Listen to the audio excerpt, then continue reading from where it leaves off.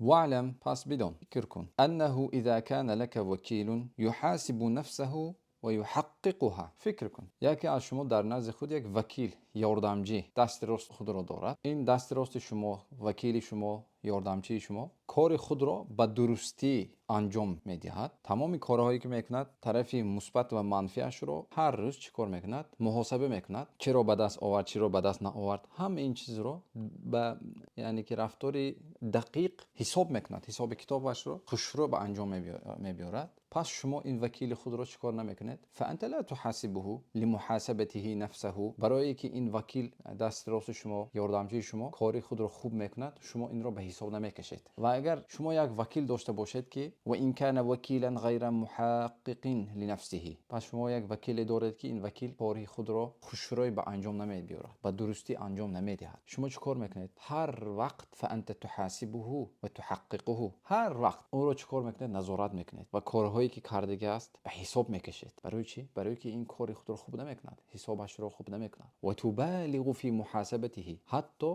هنگامی که به حساب میکشید مسئله حساب رو دقیق انجام میدید، مبالغه میکنید. فعلى هذا، پس ينبغي ان يكون عملك كله لله تعالی، پس عملهایی که اجرا کردیم تنها برای رضای خداوند با کمال راستکاری انجام دهیم. ولا ترى انك تفعل فعلا فان الله تعالی لا يحاسبك ولا يحققك. تمام کارهایی که کردیم در این دنیا باید این کارها را برای راضی شدن الله باید انجام دهیم. اگر ما این کار رو همین طور انجام دهیم، خداوند ما را به حساب نمیکشد، خداوند ما را نظارت نمیکند، خداوند ما را به حساب نمیکشد. برای که ما نفس خود را به حساب میکشیم. کارهایی که خوب کردیم، پس از این کار خوب خداوند را شکر میکنیم. کارهایی که اگر بد کرده باشیم، پشیمانی را اظهار میکنیم و نفسمان را تحقیر میکنیم و توبه میکنیم. در این حالت الله ما را به حساب دقیق حساب نمیکند، ما را میبخشد. اگر نه برعکس، کارهایی که کردیم به حساب نکشیم، کارهایی که کردیم فکر نکنیم، خداوند به حساب دقیق حساب میبیند. که در این حالت یگان کس جواب داده نمیتواند، یگان کس خود را